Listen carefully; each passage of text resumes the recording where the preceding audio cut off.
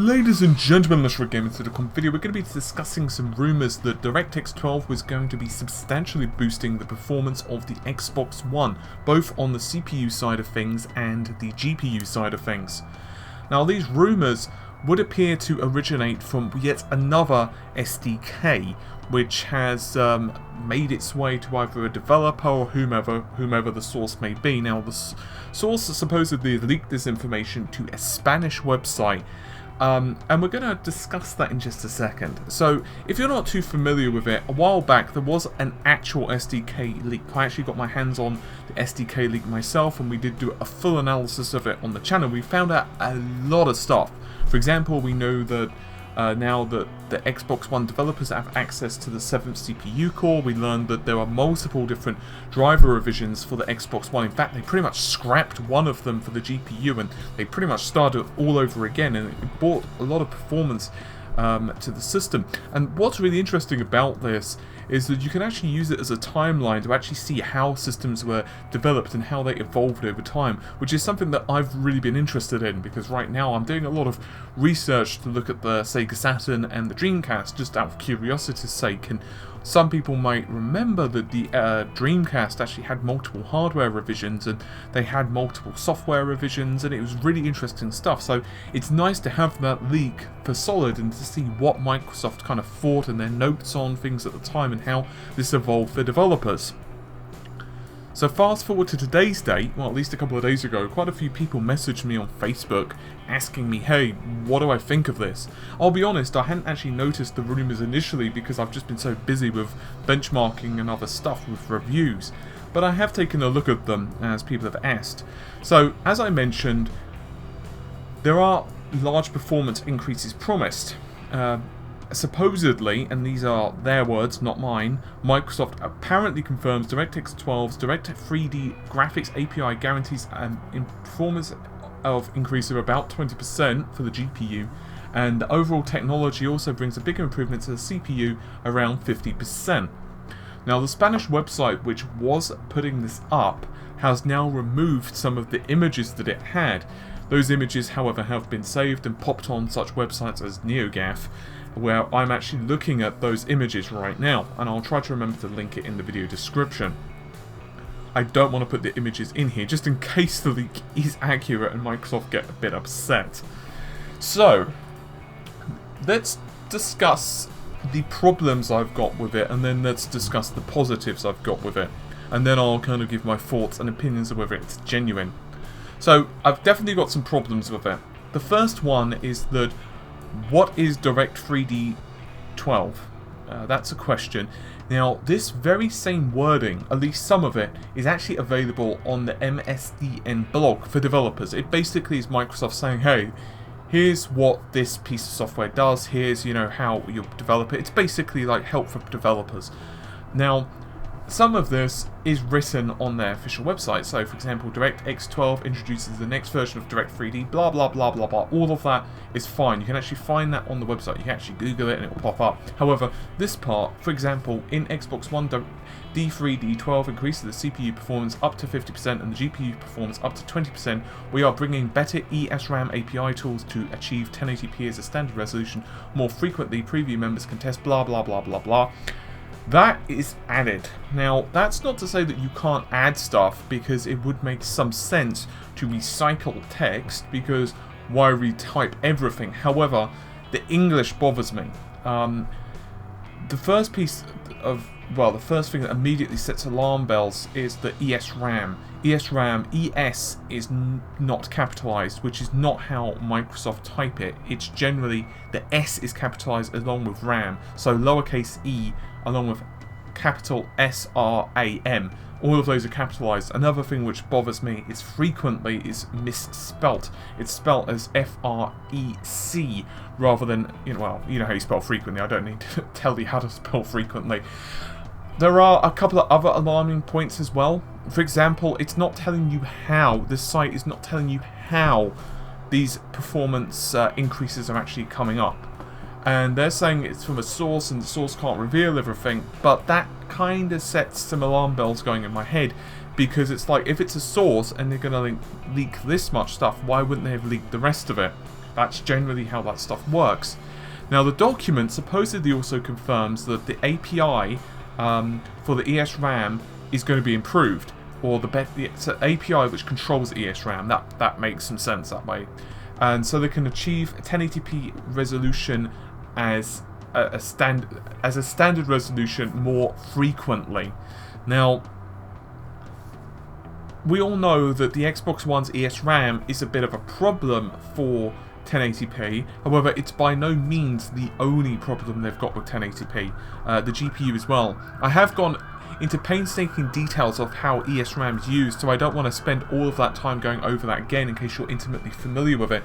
But effectively, ESRAM can be used for multiple different things. It's not just, hey, this is a bit of fast memory. It can be used for so many different things, it's ridiculous. It can be used for anything from texturing all the way to applying anti-aliasing. It can be used for compute, but it's most often being used for frame buffer. So for example, you might have one frame buffer that's held in ESRAM and another which is held in DDR3, or you might have a case where some of the frame buffer is held in ESRAM and some is held in DDR3, and indeed the SDK actually does highlight that as a good possibility. This is particularly true if you're running a game which has, like, for example, a large skybox, and then you notice, well, hey, you don't need, like, you know, to worry about masses of technical detail, like there's no loads of foliage on the, you know, up in the sky.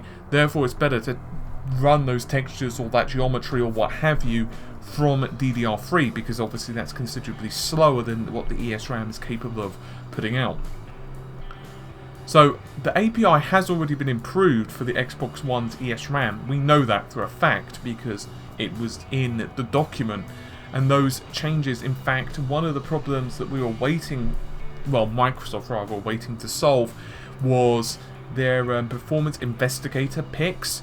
It's known as Performance Investigator for Xbox. It basically allows developers to say, hey, what the hell's going on with my code, dude? In other words, what they can see is, okay, well, this task is taking 5 milliseconds on the CPU. That's too long. It shouldn't be taking that long. Let's trim that down to like 2 milliseconds.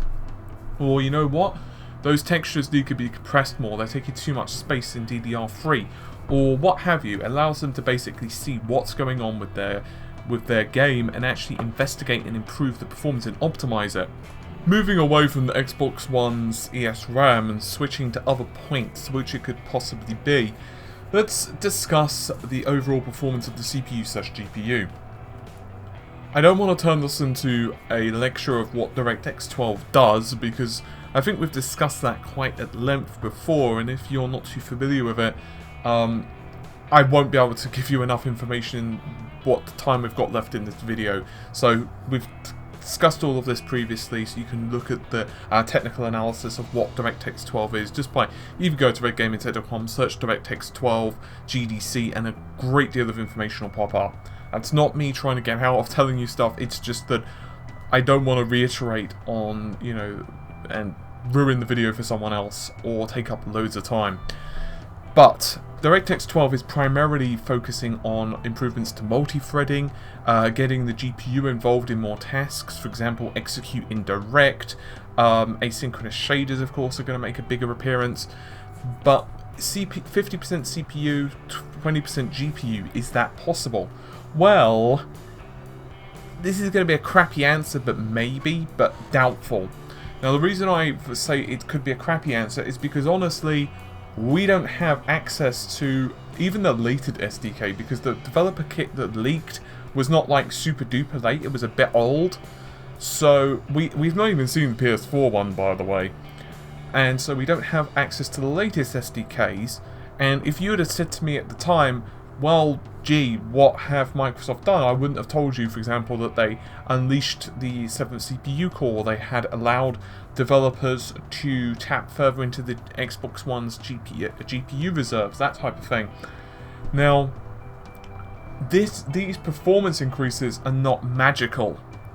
What I mean by that is that you're not getting 50% extra CPU performance by, you know, drastically increasing the clock speed of the processor. No, these are efficiency improvements, or making the software work better with what resources you've got. So once again, in regards to the GPU, you're not overclocking the GPU, you're just making it more efficient. Now, the DirectX 12 does this with the Xbox, with GPUs in general, by what is effectively improving the flow of data through the graphics pipeline. Once again, this is getting a bit technical, but you could search for asynchronous shaders on the channel if you want more information on this. But what that does is it injects workloads of graphics or compute into what are known as bubbles on the Xbox One's or the GPU's rendering pipeline. So sometimes what you'll get is a point where there's nothing being done by the GPU. It's literally waiting for either data to be received, waiting for data to be processed, what have you. This could be because the data is, needs to come from the CPU, or data needs to come from the GPUs to send back. Whatever the case, it's waiting. And so what happens then is the GPU is effectively wasting cycles. It's literally doing nothing. It's just sitting there. What DirectX 12 is doing, as well as other modern APIs, is they're injecting compute workloads onto that, and those asynchronous shaders can then work much better. Now, this is actually one of the reasons that AMD are running ahead of NVIDIA in certain DirectX 12 benchmarks, because what you're getting is AMD's hardware just is better at doing those compute tasks. Now, what's quite interesting about this is the guys behind Ashes of the Singularity, there are a couple of them that have been talking on various forums explaining the whole NVIDIA situation. They actually pointed out that asynchronous compute has already been utilized on consoles, currently being used on consoles, for about 30% improvements in the performance of the console. Now, what that highlights to me, and by the way, that information has been mirrored by AMD themselves, so these guys are not saying it in isolation. In fact, AMD gave a couple of examples. I believe one of them was Battlefield 4, and there was another one which was Infamous Second Son. There were a couple of others as well which popped up, including a couple of other console ones. I don't remember the others, to be honest. Anywho, it doesn't really matter. The point being that those tasks are already being done on the system, and I'm assuming one can make the assumption that they are being done on the Xbox One as well, although we're only guessing on that. Remember, the Xbox One's GPU is not so robust when it comes to compute. The reason behind that is because it has less ACEs. Now, an ACE is basically a scheduler. It's known as an asynchronous compute engine. The Xbox One has 2 of them, the PlayStation 4 has 8 of them, and high-end GPUs have 8 or more if it's from AMD. These basically help to schedule compute workloads along with graphical tasks, which is what asynchronous compute engines, that's their job. Now, there are other things as well, for example, but not limited to, and there are a myriad of different things, abilities like execute indirect, which allows the GPU to start issuing its own commands, which takes the CPU out of the equation. Now, what I'm basically saying here is there is a whole bunch of information, but a lot of this seems to be a hodgepodge, a lot of this supposed link. Now, once again, I'm not saying it's untrue, because honestly I don't have the the SDK from September or the SDK from August to say yes, it's completely accurate, or yes, it's completely false. However, what alarms me about this is there are some very grandiose claims here, and I'd be rather surprised if a console could improve performance just from a pure efficiency standpoint by 50% on the CPU alone. That would mean that currently the Xbox One's CPU is not being very efficient at all.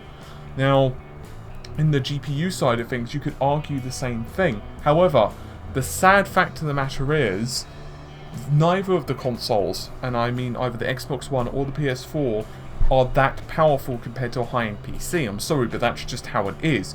If you look at it from a pure T-flop point of view, the Xbox One manages about 1.3 T-flops, which is, nothing compared to a high-end GPU. And yes, of course, you do have the price difference, but even a mid-range GPU for a PC has a higher T-flop performance, and the same thing for the CPU as well. The problem with PCs until now is they've just been bloody inefficient. So what you'll have is quite often situations where the GPU is just doing jack diddly shit because it's just not receiving any information because the DirectX 11 has just been really crappy. That's why when you're seeing these draw call improvements, like when we did the draw call overhead testing for the PC, you saw literally, and I don't mean literally as in, you know, it's a small improvement, but we say literally, no, I do mean quite literally a 17 times in performance increase in terms of the number of draw calls, but that's simply because of how inefficient DirectX 11 has been for the PC. There are multiple reasons behind that, including but not limited to because it works across so much different piece of hardware. It's very high level, meaning it basically has this massive abstraction layer, a massive driver, a massive unwieldy piece of software compared to DirectX 12 or a more finely tuned piece of software, API, or finely tuned API. I got there in the end, damn it. Such as Mantle or even Vulkan. So yes, there is definitely going to be performance increases with DirectX 12 on the Xbox One, because there are some things which are just most likely not present currently in the DirectX 11's ish API of the Xbox One. I say ish because supposedly it's a cross between DirectX 11 and 12 right now. There are some DirectX 12 features, at least from what I'm hearing, but it's not a full DirectX 12 implementation. But what they did do is they chipped away at all of the crap for DirectX 11. They basically, and these are Microsoft words, they basically they optimized it. They removed anything that wasn't console-like. So what that means is they reduced the overhead, they improved the graphics drivers, and you can see this through, you know, time after time after time after time after time of these SDK updates where they've said, you know, improved 10% here, or improved a couple of percent there, or the driver will no longer error with this, or what have you. I guess I'm talking a lot here, and I haven't really given you an answer. Do I think these are genuine? I'm going to probably say no, primarily because of the massive problems with the English that I'm seeing in the screenshots, and the rather dodgy fact that the source information seems a bit suspect. From what I noticed when I was reading the Xbox One's SDK and looking at any of Microsoft's development stuff generally, they will stay away from saying things such as you will achieve the 1080p resolution, standard resolution, more frequently. They won't say something like that, at least in my experience.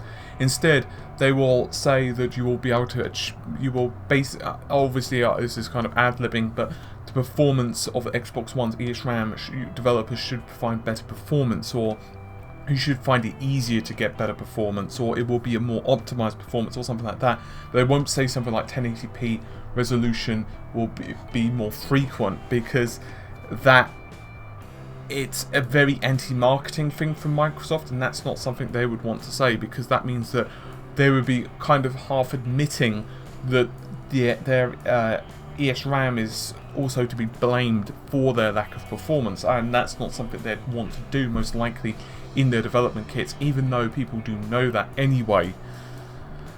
Another problem I've got with the leak is that, once again, a lot of the information seems kind of hodgepodging, with performance numbers that have been grabbed from previous interviews, and 50%, for example, additional CPU performance. That was a quote for the PC way back in the day, and 20% for the GPU was actually something that I believe it was Phil Spencer said, but then apparently there was a massive confusion of whether he actually meant it for the PC or the Xbox One, and then it was never really solidified. There were all these little bits and bobs, so that's my opinion on it anyway. Is it true? I'm hoping it is, because I think it would be good for the system if it was. I mean, obviously more performance is great. It doesn't make games necessarily play better. Higher resolution doesn't necessarily increase the enjoyment you're gonna get. But let's face it, if you've got sharper looking textures or nicer shadows or whatever, it just makes the game look better. And that's kind of cool, right? You know, at least in my opinion. However, is it true? Well, I guess we'll just have to wait and see. Hopefully developers will announce something. Maybe next GDC? Maybe. I think eventually something of this will pop up. You know, we will find out how the DirectX 12 is impacting the system. But just because, once again, of the, you know, the spelling mistakes, the verbiage of the document, the claims which have been lifted from various things previously, from other interviews and other sources, and I'm a bit suspicious, to be honest with you. I'm not saying it's untrue, I'm not saying it's completely rubbish, because I don't have SDK, but I just don't think it's true. Hopefully I'm wrong. Anyway, that's my opinion on it. Hopefully you've enjoyed the video. Take care, bye for now.